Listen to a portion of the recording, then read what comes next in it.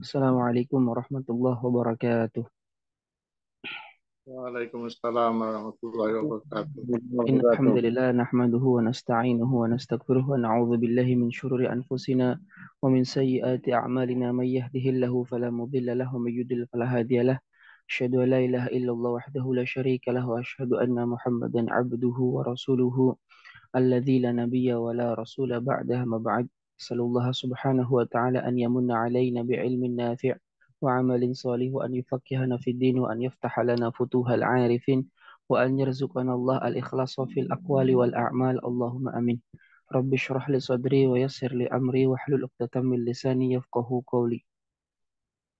Alhamdulillah Rabbil Alamin. Segala puji hanya bagi Allah Subhanahu wa Ta'ala. Salawat serta salam semoga senantiasa terlimpah curah kepada baginda Rasulullah Sallallahu Alaihi Wasallam, pada keluarganya, pada sahabatnya, dan semoga kita semua termasuk ke dalam golongan umat beliau yang mendapatkan syafaatnya kelak di yaumul qiyamah. Amin ya Allah ya Rabbal Alamin. Ikhwani rahimakumullah, insyaallah pada kesempatan sore yang berbahagia ini kita akan melanjutkan kembali kajian kita. Dan kita sekarang memasuki ke dalam pembahasan masih dalam bab amr. Sekarang kita masuk ke dalam masalah yang ke-12. Setelah kemarin kita membahas tentang masalah yang ke-11, bahwasanya pendapat yang sahih bahwasanya sigoh if'al itu adalah litolabil mahiyah, untuk menuntut perkara substansi saja, menuntut sesuai dengan apa adanya daripada perintah, yaitu adalah kata yang menunjukkan kepada perintah tanpa menunjukkan kepada bersegera atau bisa ditunda atau sekali atau diulang-ulang, tidak. Tapi pendapat yang paling sahih, sigah if'al itu hanya menunjukkan kepada perintah.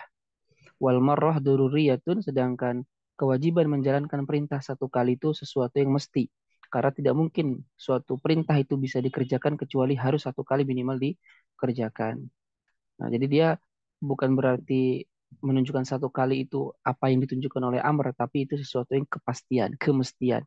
Namun hakikatnya ya perintah itu tidak menunjukkan satu atau berulang, tapi dia hanya menunjukkan perintah. Sedangkan satu kali itu adalah keharusan. Karena tidak mungkin bisa terwujud itu perintah kecuali harus dikerjakan minimal sekali. Nah, itu yang kemarin. Sekarang kita masuk ke dalam masalah yang ke-12. Bismillahirrahmanirrahim. Qala al-muallif rahimahullahu taala wa nafa'ana Allahu bihi wa bi'ulumihi fid dunya wal akhirah. Amin ya Allah ya rabbal alamin. Al-asah, pendapat yang sahih, sekali lagi ini adalah ibarat atau ungkapan yang menunjukkan adanya khilaf, perbedaan di kalangan ulama usul terkait dengan masalah yang akan kita bahas. Al-asah, pendapat yang sahih, annal amro, bahwa suatu perintah, ya, yaitu bisyai'in muaqqat, perintah terhadap sesuatu yang dibatasi dengan waktu, atau suatu perintah terhadap sesuatu yang memang sudah memiliki waktu yang ditentukan oleh syariat, la yastalzimu al-qadha, itu tidak secara otomatis mengharuskan adanya qadha apabila tidak dikerjakan pada waktunya. Dan ini adalah madhab mayoritas ulama usul. Jadi madhab mayoritas ulama usul berpendapat bahwasanya perintah terhadap sesuatu yang sudah dibatasi waktunya oleh syariat, ketika kita mengerjakannya di luar waktu, maka itu bukan berarti adalah secara otomatis kodok daripada perbuatan yang sudah ditinggalkan sebelumnya. Bal yajibu bi amrin jadid, tetapi kewajiban untuk mengulang apa yang telah ditinggalkan pada waktu yang sudah ditetapkan itu diwajibkan oleh perkara baru, bukan karena perkara pertama. Contoh salat. Salat zuhur contohnya. Allah mengatakan ya ayyuhalladzina amanu aqimus shalah liduluki syamsi. Wahai orang-orang yang beriman, tegakkanlah salat karena tergelincirnya matahari. Itu menjadi penanda masuknya waktu zuhur. Dan waktu zuhur itu membentang dari tergelincirnya matahari sampai bayangan itu sama dengan bendanya. Nah, itu adalah waktu yang ditetapkan oleh syariat untuk menjalankan salat zuhur. Nah, ketika seseorang itu sholat duhur di luar waktu yang telah ditetapkan oleh syariat, maka itu kewajiban dia mengkodoknya itu bukan diwajibkan oleh perintah yang pertama, yaitu ya ayyuhalladzina amanu aqimus shalah liduluki syamsi. Bukan. Tapi kewajiban dia mengulang sholat yang telah ia tinggalkan pada waktu zuhur itu karena adanya perintah yang lain. Perintah baru yang mengharuskan dia untuk mengulang atau mengerjakan sholat yang telah ia tinggalkan pada waktu sebelumnya. Yaitu adalah dalam contohnya di dalam hadis Nabi SAW yang diriwayatkan oleh Imam Bukhari dan Muslim, yang mana Nabi Muhammad SAW bersabda, "Man nasiyas salata falyusalliha idza dzakaraha."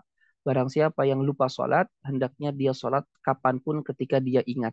Nah, ini adalah perintah jadid, amrun jadid, perintah untuk atau bagi siapapun yang ia tidak sholat pada waktunya, maka wajib baginya untuk sholat ketika itu juga, ketika dia ingat. Nah, artinya kewajiban dia mengulang sholat, ya, itu bukan diwajibkan oleh perintah yang pertama, paham ya? Tapi kewajiban dia mengulang sholat itu karena adanya perintah baru. Contohnya adalah seperti hadis ini, man nasiyas sholat falyusalliha idza dzakaraha. Paham tuh? Contoh orang puasa Ramadan. Puasa Ramadan itu termasuk ibadah atau perintah yang sudah dibatasi waktunya oleh syariat, yaitu adalah hanya terjadi atau dilaksanakan pada bulan Ramadan dari tanggal 1 sampai 29 atau 30 Ramadan. Nah, ketika seseorang itu tidak menjalankan puasa Ramadan karena ada berbagai macam sebab atau udzur, ya katakanlah udzurnya syar'i, maka dia diwajibkan untuk mengqadha puasa yang telah dia tinggalkan pada atau sewaktu Ramadan. Nah, kewajiban dia mengulang puasa Ramadan di luar bulan Ramadan, apakah itu kewajibannya karena perintah pertama, kutiba alaikumusiyam, atau ada perintah yang lain yang baru? Maka mayoritas ulama mengatakan kewajiban dia mengqadha itu bukan karena perintah pertama, tapi karena adanya perintah baru yang mewajibkan dia untuk mengqadha puasa Ramadan. Nah, itu yang sedang dibahas. Jadi, pendapat yang sahih bahwa suatu perintah terhadap sesuatu yang sudah dibatasi waktunya oleh syariat tidak otomatis mewajibkan kodok apabila ditinggalkan, tidak dikerjakan pada waktunya. Bal yajibu bi amrin jadid. Tetapi perintah itu diwajibkan karena adanya perintah yang baru, bukan diwajibkan oleh perintah yang pertama. Ya, makanya di sini dikatakan oleh Syekhul Islam Zakaria Al-Ansari, wal qasdu minal amri al-awwal al-fi'lu fil waqti la mutlaqan. Maka maksud dari perintah yang pertama adalah dikerjakan pada waktunya. La mutlaqan, bukan secara mutlak boleh dikerjakan kapanpun walaupun di luar waktunya. Enggak. Tapi perintah pertama itu hanya kewajiban untuk menjalankan perintah itu pada waktunya. Artinya kalau sudah keluar dari waktunya, maka tidak lagi tercakup oleh perintah tersebut, tetapi oleh perkara baru yang lain. Fahim Tom sampai sini? Baik, Ustaz. Fahim Tom? Nah, ini Iya, pendapat Pak, mayoritas Fahim. ulama. Baik, Ustaz. Alhamdulillah. Di sana jelas ada pendapat yang muqabilul asah ya, yang berlawanan dengan asah berarti pendapat yang sahih dan juga dhaif. Makanya di sini wakila berarti kan dhaif ya. Dia didatangkan dengan sigot tamrid, sigot majhul. Berarti itu dhaif. Tapi karena biasanya para ulama kan karena ya amanah ilmiah harus menyampaikan, ada loh ulama yang memang berpendapat sebaliknya sebagai amanah ilmiah. Nah, pendapat sebaliknya itu adalah yastalzimuhu. Perintah itu secara otomatis juga mencakup perintah kodok gitu li isyaril amri bitolabi istidrokihi karena mencakupnya itu si perintah terhadap tuntutan untuk istidrok disusul diulangi ya apabila dikerjakan di luar waktunya li'anna al-qasda minhu al-fi'lu karena maksud dari perintah itu adalah ya dikerjakan baik di dalam waktu ataupun di luar waktu. Nah, itu pendapat yang kedua yang dikatakan dhaif. Kemudian Syekhul Islam Zakaria Al-Ansari rahimahullahu taala mengatakan wa annal ityana bil ma'muri bihi bahwasanya al-ityan mengerjakan bil ma'muri bihi dengan apa yang diperintahkan. Ya, kalau ma'muri bihi kita terjemahkan bihinya nggak usah diterjemahkan sebenarnya karena ini kalau udah musorofkan apa fi'il lazim yang muta'adi dengan huruf. Jadi wa annal ityana dan bahwasanya mengerjakan bil ma'muri bihi dengan apa yang diperintahkan yastalzimu al-ijza itu otomatis me, secara kelaziman otomatis gitu ya. Kalau bahasa Indonesia ya secara otomatis itu menunjukkan adanya al-ijza, kecukupan ya akan perintah tersebut. Di sini dikatakan wal asah, berarti ada khilaf juga bahwa dikerjakannya perkara yang diperintahkan dengan alal wajil ladzi umira bihi, dengan bentuk yang sesuai diperintahkan atau dengan bentuk yang sesuai diperintahkan oleh Allah, ya yastalzimul ijza, itu menghasilkan secara otomatis ijza, ya kesahan, kecukupan gitu.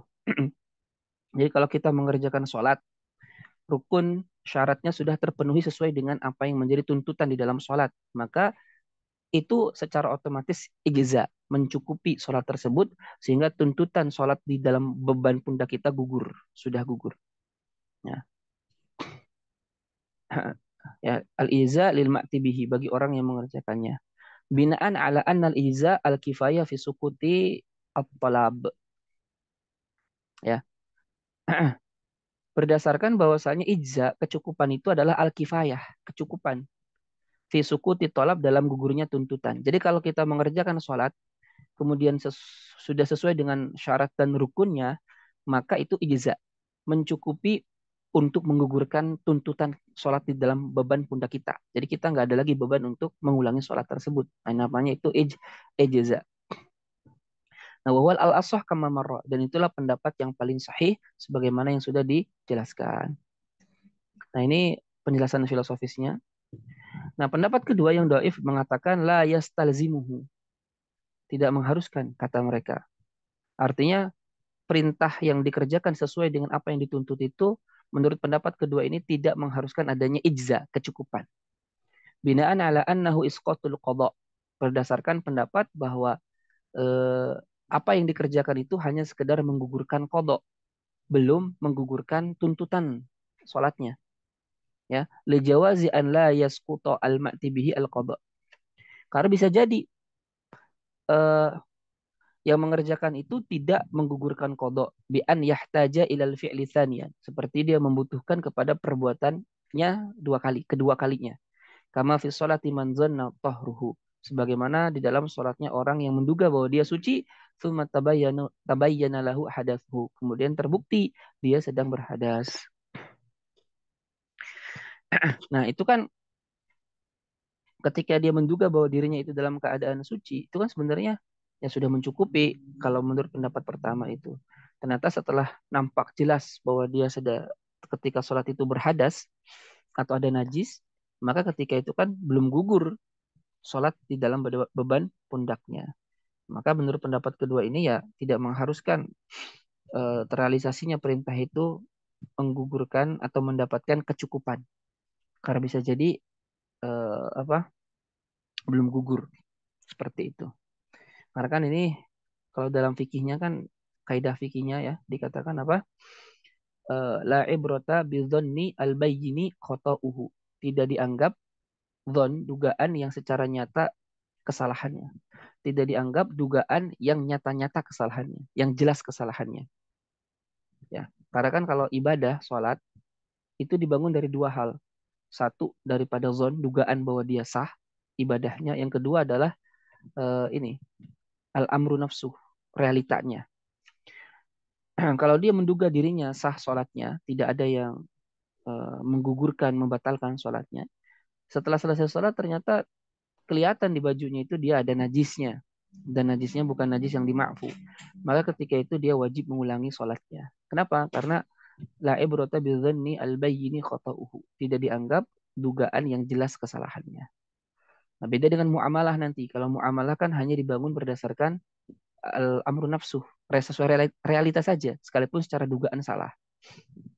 Seperti orang menjual mobil ayahnya, dia menduga ayahnya masih hidup. Dia menjual mobil ayahnya tanpa izin. Ternyata ketika dia mau akad, ayahnya sudah meninggal duluan. Dan mobil itu otomatis menjadi warisan bagi dia. Ketika dia jual, maka otomatis jual belinya sah. Sekalipun orang yang menjualnya menduga bahwa ayahnya masih hidup.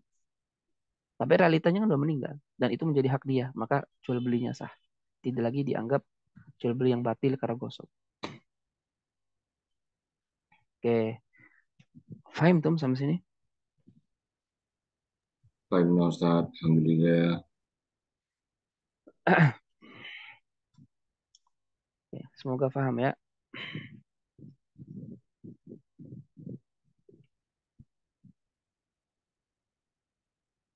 Oke, berikutnya bismillah. Wa annal amra, bahwa suatu perintah, bil amri bi syai'in, bahwa suatu perintah terhadap perintah untuk sesuatu yang lain, laisa amron bihi, bukanlah perintah untuk sesuatu yang lain tersebut, ya. Jadi perintah terhadap perintah untuk memerintahkan sesuatu yang lain, laisa amron, bukanlah perintah bihi untuk sesuatu yang lain tersebut. Ya, nanti dijelaskan. Jadi pendapat yang paling sahih bahwa perintah untuk mukhatab, ya, untuk mukhatab bil amri li ghairihi bi syai'in. Jadi perintah untuk mukhatab, yang mukhatab ini diperintahkan untuk memerintahkan orang lain untuk melakukan sesuatu, ya.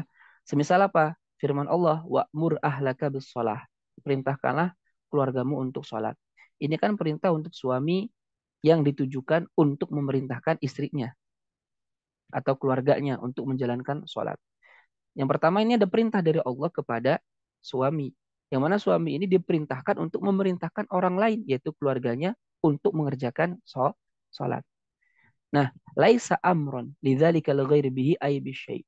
Maka perintah itu tidak mengenai si keluarga itu. Paham? Yang kena perintah itu adalah si suami. Jadi perintah Allah kepada suami untuk memerintahkan keluarganya menjalankan sholat, maka tidaklah bukanlah perintah bagi orang yang diperintahkan ini. Ya, laisa amron lidzalikal ghair, bukanlah perintah untuk sesuatu yang lain itu, yaitu keluarganya. Bihi ay bisyai, yaitu bisolah. Gitu. Jadi kalau orang tua contohnya diperintahkan oleh Rasulullah Sallallahu Alaihi Wasallam untuk membiasakan atau mengajarkan syariat kepada anaknya yang umur 7 tahun, ya, yang sudah tamyiz dan sudah sempurna 7 tahun. Diperintahkan itu orang tua untuk membiasakan anaknya terhadap syariat. Nah, perintah itu apakah mencakup kepada anaknya juga? Jawabannya tidak. Perintah itu hanya terbatas kepada orang tuanya. Kenapa? Kalau perintah itu mencakup anaknya, berarti kan anaknya mukallaf, padahal anaknya belum baligh. Maka perintah kepada seseorang atau kepada mukhatab, yang mana mukhatab ini diperintahkan untuk memerintahkan orang lain mengerjakan sesuatu, maka perintah yang pertama itu tidak mencakup orang yang diperintahkan itu. Oke, paham dong?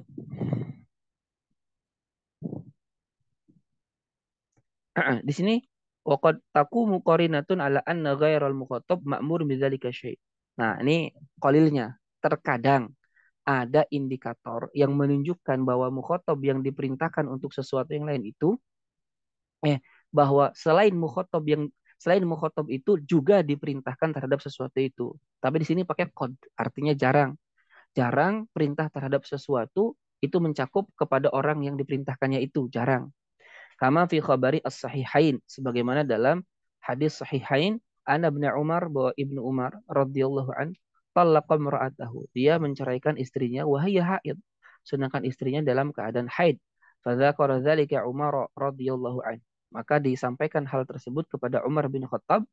Oh, fadzakara dzalika Umaru lin Nabi sallallahu alaihi wasallam. Maka Umar pun menceritakan dzalika, hal tersebut, lin Nabi, kepada Nabi sallallahu alaihi wasallam. Faqala, maka Rasulullah mengatakan, murhu, perintahkan Ibnu Umar, fal yuraji'ha, untuk merujuknya si istri tersebut. Nah, ini kan perintah Nabi kepada Umar untuk memerintahkan Abdullah bin Umar untuk apa? Rujuk kepada istrinya. Nah, di sini ada indikator apa? Abdullah bin Umar pun, yang diperintahkan oleh Umar, juga kena perintah daripada Nabi Shallallahu Alaihi Wasallam tersebut. Ya, paham tuh? Alhamdulillah, memang Ustaz. Oke, paham ya. Ini masih penjelasan yang belum esensi sebenarnya. Nah, berikutnya wa annal amiro, bahwa orang yang memerintahkan, amir isim fa'il ya, panjang, amirun, ya. Karena kan Hamzah ketemu Hamzah, maka dia diidghamkan jadi panjang. Wa annal amiro, bahwa orang yang memerintahkan bilafdin, dengan lafaz yasluhu yang bisa mencakup lahu orang yang memerintahkan, gitu kan? Ghairu dakhilin fi, itu tidak masuk ke dalam fihi, apa yang diperintahkan, atau fihi ke dalam lafaz tersebut. Maksudnya gimana? Maksudnya gini, kalau kita contohnya memerintahkan anak kita untuk melakukan sesuatu, yang mana lafaz yang kita ucapkan itu lafaz yang umum, bisa mencakup kita juga. Maka ketika kita mengucapkan pendapat yang sahih, itu perintah tidak mencakup kita. Sekalipun lafaznya umum bisa mencakup kita. Ya, tapi pendapat yang sahih itu lafaz tidak, itu perintah tidak mencakup kita. Paham? Ya. Wal asah, menurut pendapat yang sahih, annal amir, bahwa orang yang memerintahkan bil mad dipanjangkan karena hamzah ketemu hamzah, bilafdin yasluhu lahu, dengan lafaz yang mungkin mencakup lahu si pemerintah, huwa aula min qawlihi, itu lewat aja. Contoh nih, man nama falyatawadda. Barang siapa yang tidur hendaknya berwudu. Ini kan yang memerintahkan Nabi SAW. Apakah Nabi juga tercakup dalam kewajiban ini? Kalau tidur harus hendaknya berwudu disunahkan atau tidak? Itu poinnya. Apakah Nabi yang memerintahkan perkara ini juga tercakup ke dalam kewajiban ini juga? Atau kesunahan ini juga atau tidak? Nah, jawabannya ghairu dakhilin fi. Maka orang yang memerintahkan itu tidak termasuk ke dalam lafaz tersebut. Ai fi dzalika lafzi, dalam lafaz tersebut. Kenapa? Li bu'di an yurida al-amiru nafsahu. Karena sangat jauh sekali si pemerintah itu menghendaki memerintahkan untuk dirinya sendiri. Karena umumnya orang kalau memerintahkan kepada orang lain itu adalah untuk orang lain, tidak mencakup dirinya. Paham? Maka orang yang memerintahkan kepada seorang yang lain yang dengan lafaz yang memungkinkan mencakup orang yang memerintahkan, pendapat yang asah itu lafaz tidak mencakup kepada orang yang memerintahkan. Kenapa? Karena umumnya orang yang memerintahkan tidak bermaksud untuk memerintahkan dirinya sendiri. Gitu.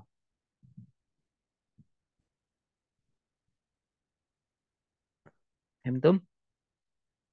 Nah, makanya di sini nih dalam kitab Raudhatut Talibin, Imam Nawawi mengatakan, "Lau qala nisaul muslimina tawaliq." Kalau ada seorang laki-laki, seorang suami berkata, perempuannya orang-orang muslim itu tawalik, semuanya tertalak. Apakah itu juga mencakup istrinya? Kan ini lafadznya umum, nisa, perempuan semua, berarti mencakup juga istrinya. Nah, ketika dia mengatakan tawalik semuanya tertalak, itu juga mencakup si istrinya suami atau tidak? Jawabannya Imam Nawawi apa? Lam eh, lam tutallaq zaujatuhu. Istrinya itu tidak tertalak alal asah, menurut pendapat yang sahih. Li'annal asaha inda ashabina, karena pendapat yang asah paling sahih di sisi ulama-ulama kami madhab syafi'i, fil usul, di dalam usul, annahu la yadkhulu fi khitabihi, bahwa si suami bahwa si istrinya suami itu tidak masuk ke dalam seruan si suaminya. Nah, karena suaminya yang memerintahkan. Dan orang yang memerintahkan kalau mengucapkan lafaz yang mungkin mencakup dirinya, maka dia tidak termasuk ke dalam lafaz tersebut. Paham tuh? Ustaz, boleh nanya nggak Ustaz? Ya, silakan. Jadi untuk apa perkara apakah Amir ini masuk ke dalam perintah atau bukan, itu tujuan di dalam usul fikihnya ini kemana Ustaz? Apakah ada khitab gitu? Karena kan khitab itu kan kalau tidak dari apa namanya Allah, pasti dari Rasulullah SAW gitu Ustaz. Apakah ada misalnya qaul dari sahabat yang melakukan perintah? Apakah tujuannya ke sana Ustaz untuk memahami apakah mereka termasuk juga atau tidak? Itu gimana Ustaz? Ini masih belum bisa paham kemana tujuannya Ustaz. Ya, salah satu faedahnya ya ini, Imam Nawawi ini, kaulnya Imam Nawawi ini, bahwa ketika ada seorang suami mengatakan perempuan kaum muslimin itu semuanya tertalak. Nah, apakah itu juga mencakup dirinya? Berarti istrinya juga tertalak ataukah tidak? Jawabannya tidak.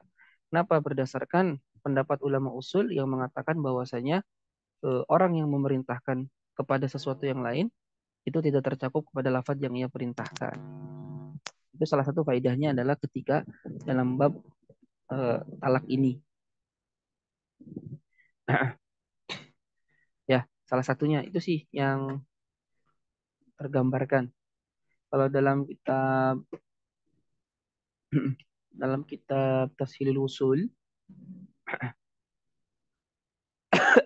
dikatakan karena sini wal asah anal amru al muqattab bukan. Oh ini. Ghairu dakhilin fi. Ya, 99. Oh, enggak ada jelaskan. Di kitab Tashilul nggak ada. Jadi kurang lebih ya teorinya begitu sih. Makanya belum terlalu esensial ke pembahasan amr sebetulnya. Ya, yang pasti kita dapat faedah ya ini salah satunya. Atau juga nanti ketika ada beberapa perintah dari Nabi SAW kemudian Nabi tidak mengerjakan, bisa jadi karena memang itu tidak mencakup kepada Nabi SAW. Ya, bisa jadi.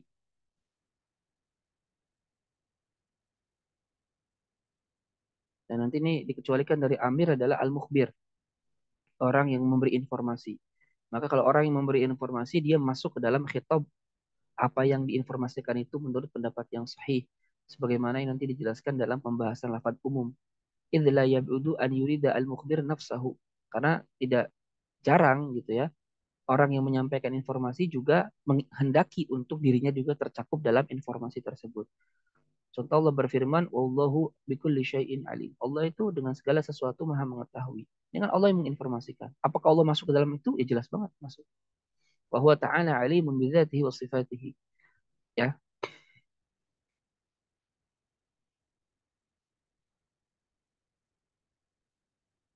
Nah, kemudian di sini dikatakan wa mahaluha. Jadi di sini dikatakan fa'ulima anna fi dzalik fa'ulima anna fi majmu'il mas'alatain thalathatu aqwal. Maka diketahui dalam dua kumpulan masalah tersebut ada tiga pendapat. Wa mahaluha dan uh, objek pendapat itu adalah idza lam takum qarinatun ala dukhulihi. Apabila tidak ada indikator yang menunjukkan si al-amir masuk ke dalamnya. Kalau ada indikator masuk ya dia juga masuk ya. Au adami dukhulihi atau tidak masuk ke dalam perintah itu. Fa'in qomat jika ada qarinah yang menunjukkan ia masuk ke dalam perintah itu ya umila bimuqtadaha qat'an. Jelas diamalkan sesuai dengan apa yang ada secara qat'an pasti. Jadi tetap harus dilihat indikator. Apakah Nabi contohnya ketika memerintahkan masuk ke dalam perintah ini atau tidak. Kadang masuk, kadang tidak. Ya, ya contohnya ketika Nabi membacakan firman Allah, mendapatkan wahyu. Nabi mengatakan, eh, fankihu ma qabalakum minan nisa'i mathna wa thulatha wa ruba'. Nikahilah perempuan yang baik-baik menurut kalian, dua, tiga, atau empat. Ini kan perintah. Fankihu, perintah. Nah, cuman perintah ini tidak masuk ke dalam eh, orang yang memerintahkannya Nabi, yang menyampaikannya Nabi Shallallahu Alaihi Wasallam. Karena Nabi diperbolehkan menikah lebih dari empat. Jadi tidak ada kemestian orang yang memerintahkan itu masuk ke dalam lafaz yang diperintahkan tersebut. Ya, baik. Ya di sini ada penjelasan wamanahul mutazil dan seterusnya kita nggak usah. Bukan beda pembahasan, afwan. Nah, berikutnya wa yajuzu dan boleh indana di sisi kami yaitu Asy'ariyah aklan, ingat aklan, secara akal ya, bukan secara syar'i, syariat, secara akal. An-niyabatu menggantikan atau melakukan penggantian fil ibadatil badaniyah dalam ibadah badan ya. Kenapa? Idlamani, karena nggak ada yang melarang. Secara akal tidak ada yang melarang orang itu untuk menggantikan ibadah seseorang yang bersifat badan seperti sholat secara akal ya, secara akal. Nah, sedangkan Mu'tazilah memandang itu nggak boleh karena perintah ibadah itu ya tujuannya liqahri nafsi untuk memaksa jiwa untuk tunduk gitu ya. Wa kasriha bi fi'liha dan ya intinya menundukkan manusia itu agar dia tunduk kepada Allah Subhanahu wa taala. Wa niyabah tunafi dzalik. Sedangkan penggantian itu kan menafikan itu. Hamba yang harusnya dia tunduk dengan sholat itu tunduk kemudian dia harus merasa rendah di hadapan Allah ketika bisa diganti dengan badan ya itu menafikan hal itu ya. Itu kata siapa? Mu'tazilah. Nah, kulna, ya kami katakan Asy'ariyah la tunafihi. Itu tidak menafikan lima fiha min badlil mu'nah. Karena di dalam penggantian itu ada yang namanya kita badlil mu'nah, apa? Menghabiskan uang, menghabiskan harta, atau tahammulil minnah, atau kita juga harus menanggung pemberian. Nah, itu. Nah, di sini yang pentingnya wa kharaja bi ziyadati aqlan, dan dikecualikan dengan tambahan aklan secara akal al jawazu asy-syar'i, kebolehan secara syar'i. Fala tajuzu syar'an an-niyabatu fil badaniyah illa fil haji wal umrah wa fis shaumi ba'dal maut. Sedangkan secara syar'i tidak boleh adanya penggantian dalam urusan ibadah badan kecuali dalam haji dan umroh, itu boleh dibadalkan. Wafis saum, dan boleh juga dalam bab puasa ba'dal maut, setelah mati, berdasarkan sabda Nabi dalam hadis riwayat Bukhari, ya, man alaihi saumun, gimana ayatnya tuh hadisnya, man alaihi saumun summa mata, barang siapa yang memiliki hutang puasa lalu dia meninggal, sawwamahu waliyuhu, maka puasakanlah walinya, au at'amahu, atau berikanlah makan, ya. Dan dalam madhab syafi'i jelas yang afdol itu adalah memberi makan, walaupun ini pendapat kodim. Nah, pendapat jadidnya dalam madhab syafi'i itu kan dipuasakan. Kalau seseorang punya hutang puasa kemudian belum apa mengkodoknya, keburu meninggal, maka walinya itu itu diharuskan mengkodok puasa si mayit.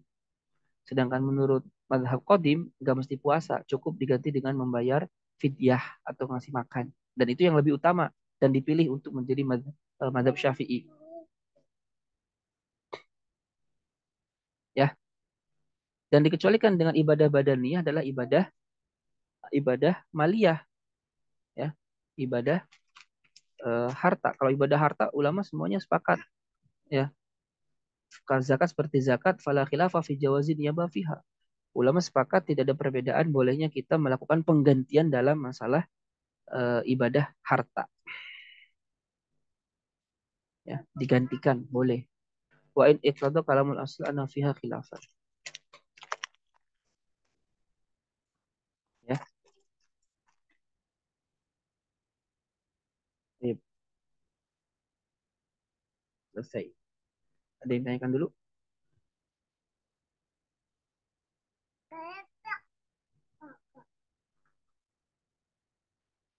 Kemudian masalah keberapa ini, 13 ya? 11, 12, 13. Ah, 13, 14. Ya, masalah berikutnya, Al-Mukhtar, menurut pendapat yang terpilih, taba'an li Imamil Haramain wal Ghazali wan Nawawi fi raudatihi fi kitab talaq. Ya, pendapat yang terpilih taba'an dengan mengikuti pendapatnya Imam Al-Haramain, Imam Ghazali, dan Imam Nawawi dalam kitabnya Raudatul Talibin dalam bab talak, ya, annal amro, ya, bimuayyanin laisa nahyan an diddihi, bahwa perintah terhadap sesuatu yang tertentu bukanlah larangan dari kebalikannya. Perintah terhadap sesuatu yang tertentu bukanlah larangan dari kebalikannya. Ijaban au nadban. Baik perintahnya itu wajib ataupun perintahnya sunnah, ya. Wala yastalzimuhu, dan tidak menunjukkan secara otomatis adanya larangan dari kebalikannya. Kenapa? Lil jawazi an la yakhtara adiddu bil bali halal amri. Karena bisa jadi ketika diperintahkan itu memang tidak terbesit melarang kebalikannya. Bisa jadi kan kita perintahkan contohnya murid kita untuk menulis, ya kan? Bisa jadi nggak terbesit dalam pikiran kita untuk melarang kebalikannya, tidak menulis contohnya. Bisa jadi enggak, gitu kan? Nah, maka dengan alasan itu perintah terhadap sesuatu yang tertentu bukanlah larangan dari kebalikannya, ya. Tahriman kana nahyu, baik larangannya itu keharaman, au karahatan, atau makruh.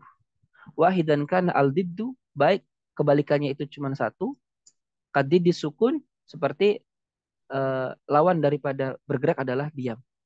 Kalau orang memerintahkan bergerak kamu, lawannya kan cuma satu, diam. Au aksar, atau lawannya lebih dari satu, Kadidil qiyam seperti lawan daripada berdiri. Ai al-qu'ud wa ghairihi. Duduk dan yang lainnya. Kalau ada orang merintah kum, berdiri kamu. Kan bisa jadi kebalikannya itu banyak. Gak boleh duduk lah, gak boleh tiduran lah, gak boleh jongkok, gak boleh apa. Kan banyak ini. Yang lawan daripada berdiri kan banyak. Ya, kalau bergerak kan lawannya cuma satu, diam. Nah, jadi baik yang lawannya cuma satu atau yang lawannya lebih daripada satu, maka itu tidaklah secara otomatis perintah terhadap sesuatu itu menunjukkan kepada larangan dari kebalikannya. Paham ini? Nah, ini sedikit berbeda dengan di warokotnya Imam Al-Juwaini ya, Imam Al-Haramain. Di warokot itu kalau tidak salah ya perintah terhadap sesuatu adalah larangan dari kebalikannya. Nah, di sini dijelaskan enggak. Ini juga selaras dengan pandangan Sa'atha ibn Abi Rostah dalam kitab Taisirul Wusul, bahwasanya perintah terhadap sesuatu bukanlah larangan dari kebalikannya. Kenapa? Karena bisa jadi di sana ada dalil lain yang memperbolehkan dan seterusnya. Oke.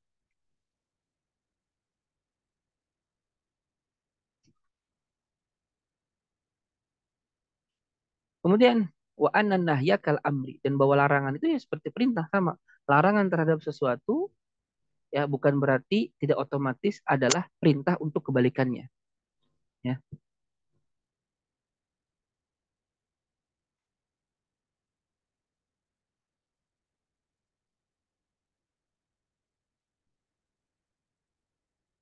Gitu. Jadi ketika ada perintah terhadap sesuatu, apakah berarti larangan dari kebalikannya? Jawabannya tidak.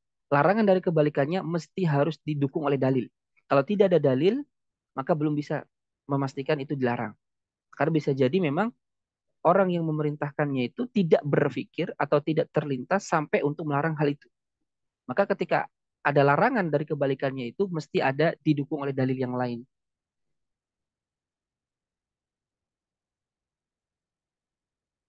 Oke, paham sampai sini?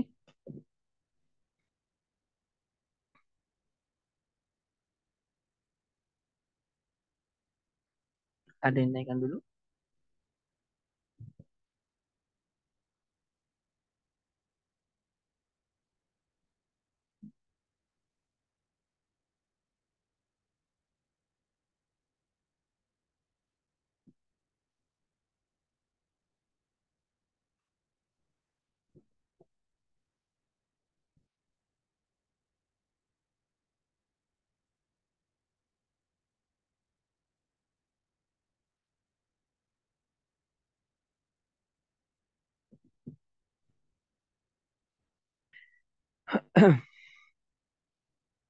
Tidak ada.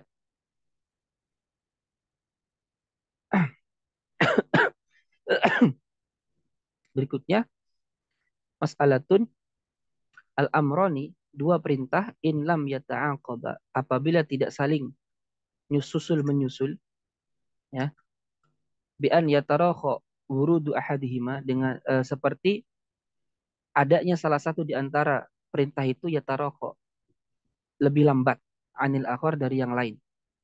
Bi mutamatsilaini, dengan perintah yang semisal, walam yamna atau walam yumna minat takror, atau walam yamna minat takror mani'un, dan tidak ada larangan sama sekali daripada pengulangan, au bimutakhalifah ini apa ke sini ya, atau kedua perintah itu saling berbeda, ya, au ta'aqoba, atau saling susul menyusul, lakin tetapi bi ghairi mutamatsilaini, dengan dua perintah yang tidak sama, ya, bi atfin, menggunakan huruf atof, ya, seperti kaaqimus shalah wa atuz zakah. Ini kan dua perintah yang berbeda. Satu aqimus shalah, yang satu aqimu zakah. Wa atu az-zakah. Dan ini saling susul menyusul, ya. Au biduni, atau tanpa wawu atof. Ka idrib zaidan a'tihi dirhaman. Ini kan dua perintah yang beda. Pukulah Zaid dan berikanlah Zaid dirham. Tanpa wawu atof. Faghairani, maka itu dua perintah yang berbeda. Fayu'malu bihima jazman, maka secara pasti keduanya wajib dijalankan. Paham? Jadi apabila ada dua perintah saling tidak saling susul menyusul tapi sama, contoh sholli, summa sholli. Summa itu menunjukkan lama antara jarak pertama dan kedua. Perintahnya sama soli. Soli, thumma soli. Ya. Au, dan tidak ada larangan untuk pengulangan. Ya. Au bimutakhalifaini. Atau berbeda. Ya. Berbeda. Berbeda itu kayak gimana ya? Soli, zaki. Sholatlah, thumma zaki. Kemudian berzakatlah. Atau saling susul menyusul dengan sesuatu yang tidak sama. Ya. Bi'atfin dengan huruf atof ataupun tanpa huruf atof.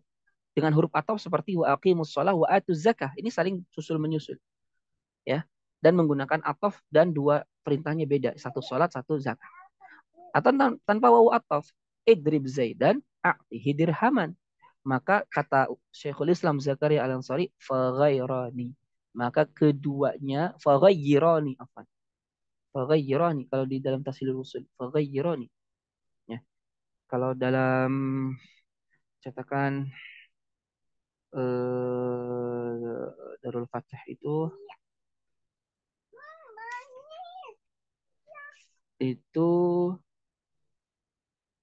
enggak enggak diharokatin juga. Faghayyirani, maka keduanya berbeda, maka keduanya wajib dijalankan. Contoh ayat wa aqimus shalah wa atuz zakah. Maka dua-duanya wajib dijalankan. Menegakkan sholat iya, membayar zakat juga. Ya, idrib zaid dan atihi dirhaman. Ya, dua-duanya harus dikerjakan. Mukul zaid iya, memberikan zaid dirham juga iya. Itu yang pertama. Wakadha begitu juga in ta'aqoba apabila saling ta'aqoba susul menyusul bimutamatsila ini dengan dua perintah yang sama persis wala mani'a minat takror dan tidak ada larangan untuk mengulang fi muta'alliqihima di dalam kaitan keduanya min adatin seperti secara adat gak ada larangan au ghairiha atau selain adat secara akli secara syar'i fa innahuma ghayyiran maka keduanya juga berbeda fil asah menurut pendapat yang sahih. Ma'atfin, contoh dengan atof seperti apa? Salli rak'ataini wa salli rak'ataini. Nah, muta'alik perintahnya kan sholat, muta'aliknya apa? Rak'ataini. Dua rakaat, dua rakaat. Nah, di sini tidak ada larangan untuk mengulang. Maka keduanya wajib dijalankan. Kenapa? Sholat dua rakaat, sholat dua rakaat. Oh biduni atau tanpa wawu atof seperti salli rak'ataini, salli rak'ataini. Li dhuhuril atfi fi ta'sis wa asalatu ta'sis fi ghairil atfi. Nah, karena atof itu menampakkan fit taksis. Fit taksis itu dalam taksis itu kalimat baru. Ya, kalau tidak saya salah ya. Wa asalatu taksis fi ghairi atof. Dan hukum asal taksis itu di selain atof. Ya, itu menunjukkan dua hal yang berbeda.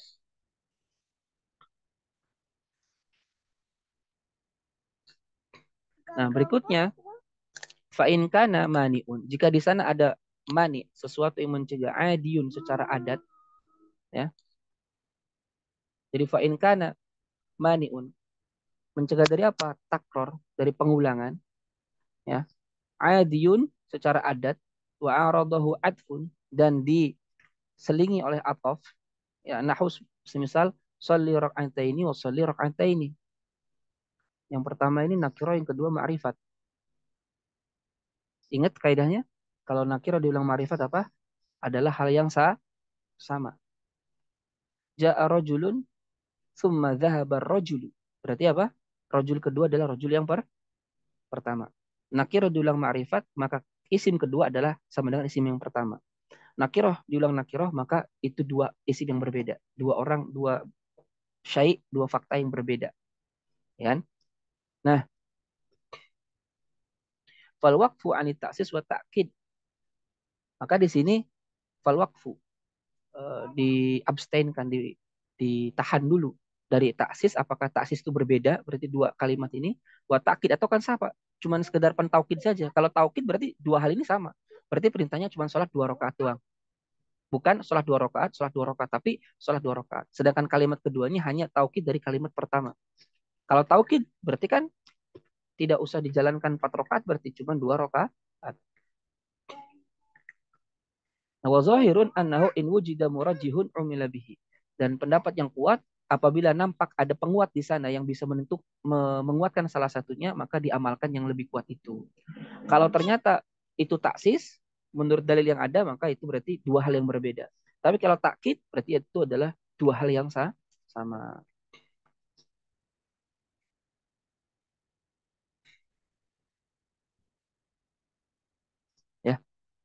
Wa illa kalau tidak, wa illa ay bi an kana samma mani'un akli, yaitu di sana ada sesuatu yang mencegah secara akli, ya. Contoh uktul zaidan, ya. Au syar'i atau larangan secara syar'i. Contoh a'tik abdaka au adin, atau mani secara adin, secara adat, lam yu'aridhu atfun, yang tidak diselingi oleh atof. Seperti iskini ma'an. Sholli rak'ataini. Fathani ta'kidun. Maka yang kedua adalah taukid.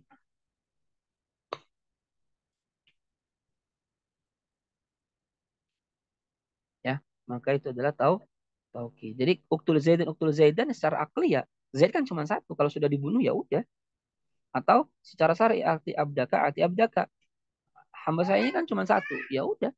Kalau sudah memerdekakan hamba saya satu ya sudah selesai. Karena kata keduanya hanya taukid, bukan dua hal yang berbeda. Nah, tidak mengapa kalau ada atof di kalimat pertama dan kedua, yaitu uktul zaidan atau a'tik abdaka wa a'tik abdaka. Karena itu namanya taukid lafzi, pengulangan lafaz. Tapi kalau di dalam sabab adi dan ada atof, nah itu ada ihtimal. Tapi kalau nggak ada atof, kayak iskini ma'an, ya, tuangkanlah saya air. Itu kan secara adi bisa bermakna tuangkan airnya itu memang dua kali, tuangkan air. Itu kan bisa kayak minta dua kali. Paham ya? Nah, ketika tidak ada wawu atof, maka itu menunjukkan taukid. Tapi kalau ada wawu atof, kemungkinan taukid, kemungkinan taksis.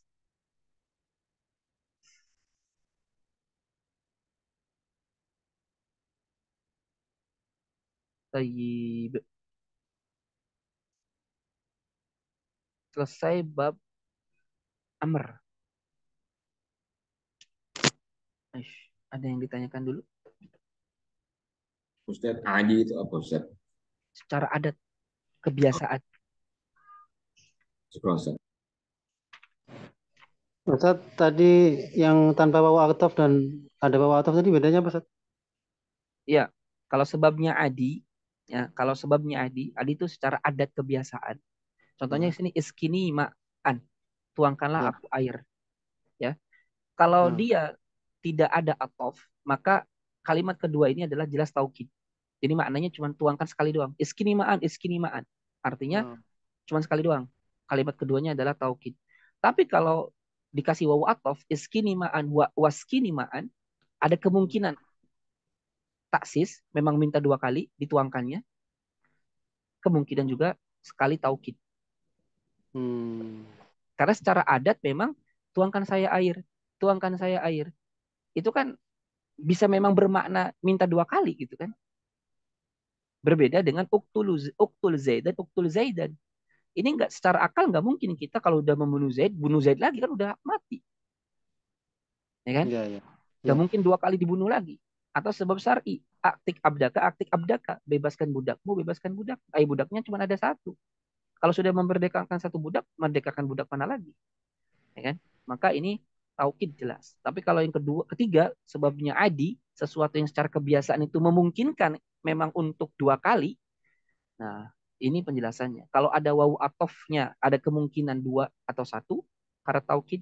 Kalau tidak ada wawu atof, maka yang zohir itu adalah satu kali. Karena kalimat keduanya adalah taukid.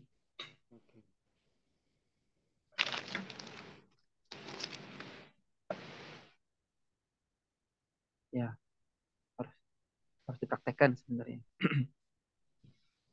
Sebenarnya secara tanpa kita pelajari ini ya, secara analisis sendiri kadang itu udah bisa menentukan sebenarnya. Ini mah dua hal yang beda, ini mah dua hal yang sama. Hmm. Sebetulnya ini teorinya begini, tapi kadang secara tanpa sadar kita itu melakukan itu. Gitu. Ya kayak wa aqimus salata wa atuz zakah. Tanpa teori ini pun kita tahu ini dua perintah yang Berbeda. berbeda, ya kan? Gak mungkin Ya, ini dua perintah yang sama karena ini dua hal yang beda soalnya jelas satu sholat satu zakat, ya kan? ya.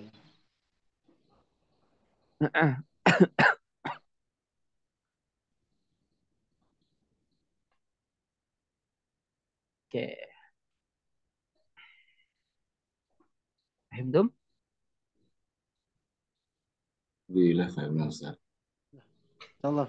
Fahimna. Ya, berikutnya an-nahyu, kayaknya kita ke minggu depanin aja. An-nahyu, larangan. Larangan ya hampir sama secara garis besar dengan amr.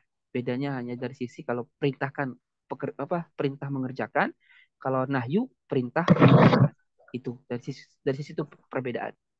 Kemudian dari sisi kalau perintah itu sesuatu yang dilarang itu pasti karena ada mafsadat di sana dan seterusnya. Nanti setelah an-nahyu itu sedikit dah. Setelah itu kita masuk ke dalam pembahasan lafadz al-am. Itu juga pembahasan yang sangat penting, al-am. Nah, nanti untuk memperkaya pembahasan amr ya, yang kita diskusikan itu bisa juga antum perkaya dalam kitab Masailul Khilaf. Kelihatan nggak? Masailul Khilaf fi Usulil Fiqih, karangan Imam As-Saymari Al-Hanafi. Tapi ini memang karena beliau bermadzhab Hanafi, ya beliau jelas menguatkan semua pendapat mazhab Hanafi. Kalau Pau yang mazhabnya Syafi'i itu kitab, lupa saya judulnya. Di sini ada setelah lupa saya nama judul satu lagi yang dikarang oleh mazhab Syafi'i. Ya, nantilah saya coba cari-cari. Kontemporer Nah, atau huh? kontemporer atau tulis, Ustaz? Ini Yang mazhab Syafi'i. turos sekali yang ini. Kalau yang ini ya. Kalau yang Syafi'i juga sama turos. Oh. Jadul.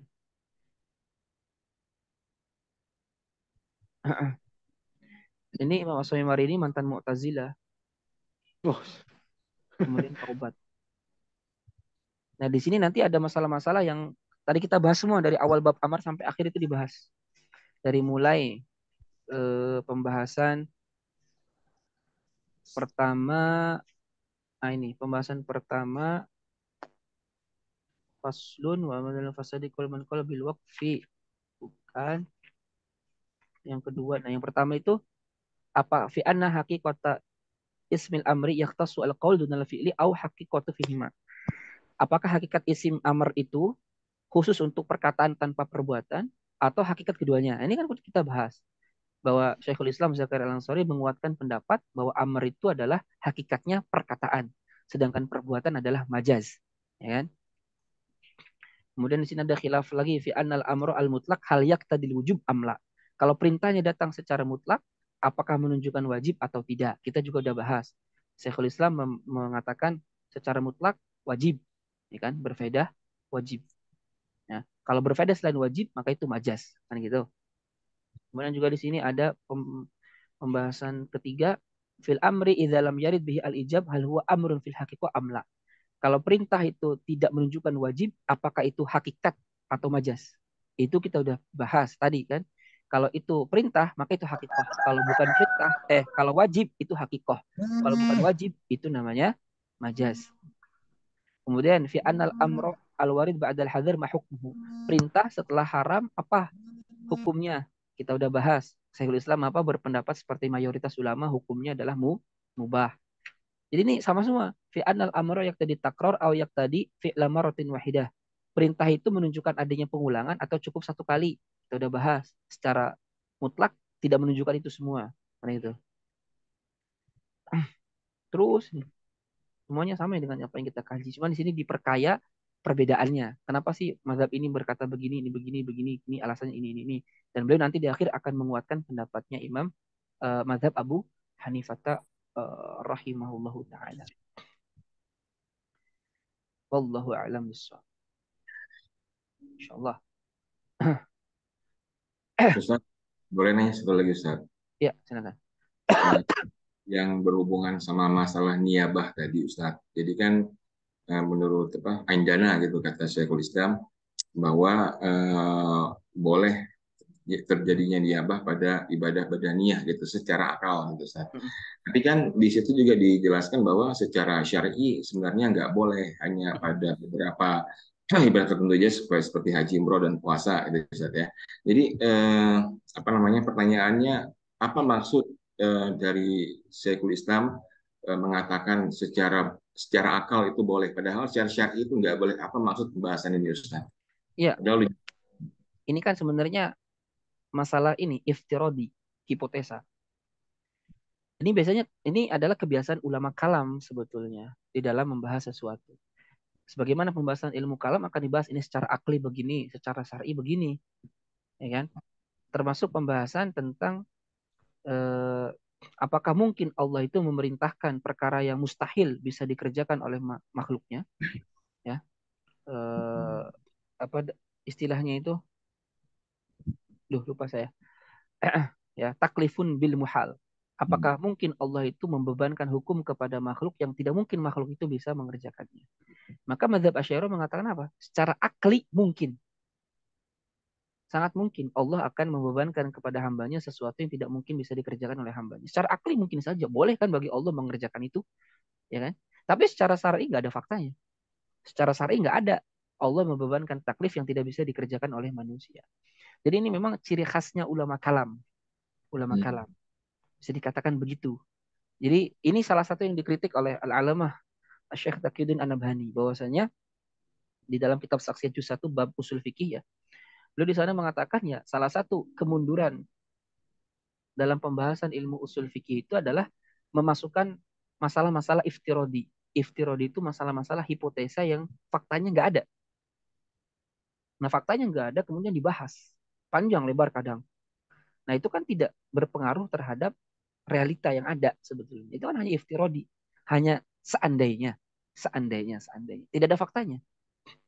Nah itu yang kadang kemudian menjadikan usul fikih itu jumud. Ya, tidak bahasanya tidak progresif tanda petik. Ya asarnya pengaruhnya kan bisa kita lihat eh, di dalam lulusan pesantren. Mereka belajar usul fikih A, B, C, tapi ketika dihadapkan dengan realita kadang tidak mampu, buntu, tidak Ustaz. mampu untuk menghukuminya. Ya, tidak mampu untuk menghukuminya. Kenapa? Karena terbiasa dengan pembahasan usul fikih yang bersifat iftirodi, tidak waki'i lah bahasanya ya, tidak sesuai Ya. dengan realita gitu. Nah, itu yang kadang jadi masalah.